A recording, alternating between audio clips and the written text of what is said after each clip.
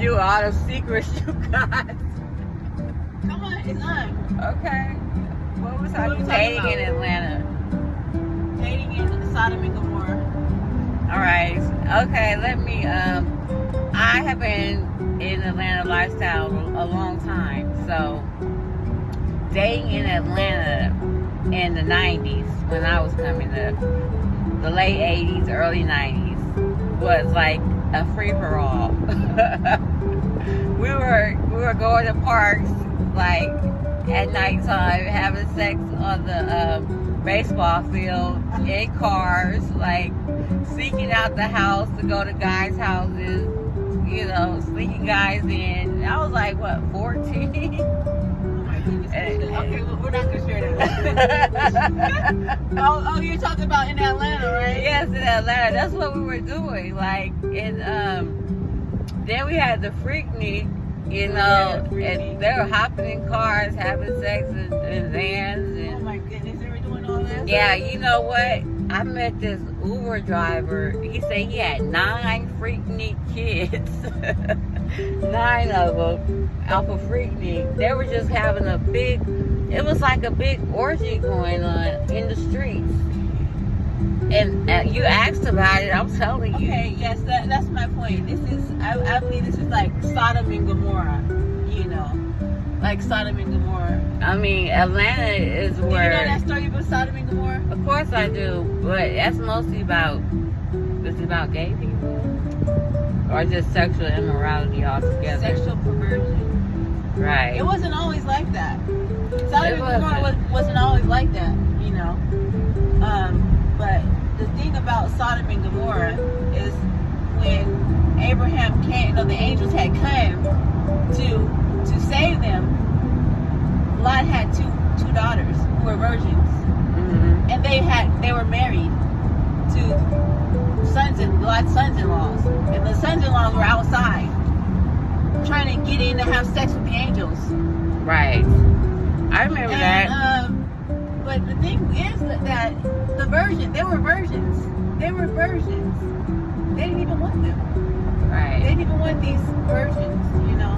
That's a testament of how sexual perversion was so prevalent. And I believe Atlanta is getting like that. What do you think? Well, it has been immoral from the beginning. Like I'm telling you, during the 80s and the 90s, it was like, because the colleges out here was booming, the clubs were booming, the entertainment business was growing, and Atlanta was getting a lot of exposure. Yeah. So, you know, a lot of celebrities, you know, were coming here, and people from in the music industry was scouting out here and stuff.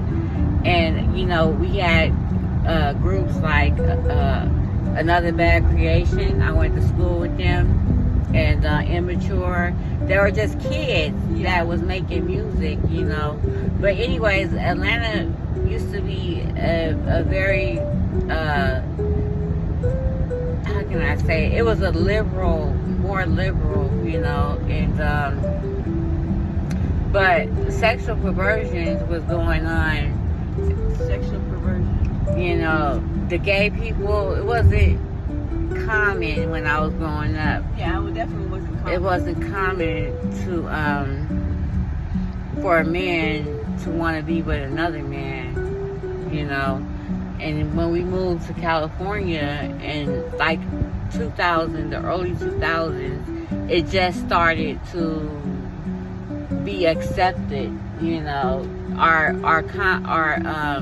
leaders, like our mayors, our governors, you know, were gay, you know, and they started doing gay pride. That was more so in the in San Francisco, in the Bay Area, right? But it just like exploded out here. I mean, it's worse out here than it is there. Yeah, because I mean, I can't really talk so much about the gays because honestly, I don't know too much about it, but I just know that it's very common out here, and a lot of women. And a lot of women deal with finding out that their men go both ways. Right. Unfortunately. And there's a lot of warnings like, hey, be careful, you know, because Yeah. there's men out here playing both sides, Yes. you know. And a lot of women caught AIDS from these men, you know, because they had secrets about their sex life. Yeah. They had a wife, some kids, and they were going out having sex with men, bringing diseases home to their wives. Exactly. And that's what we have to deal with out here, you know, living out here in Atlanta. But like I said about Elisha, who felt like he was the only prophet, he told the Lord, he said, Lord, they have killed all your prophets and I'm the only one left. But God said there's 7,000 that have not bowed a knee to Baal. And I believe there are thousands of men who have not succumbed to homosexuality and, you know, sexual immorality. So I believe there's a lot of hope, you know? Yeah. So even though we're out here and we're single and it's a place where it's known for a lot of homosexuality, immorality, and immorality, I believe that God can bring us to the right man. Okay, I accept that.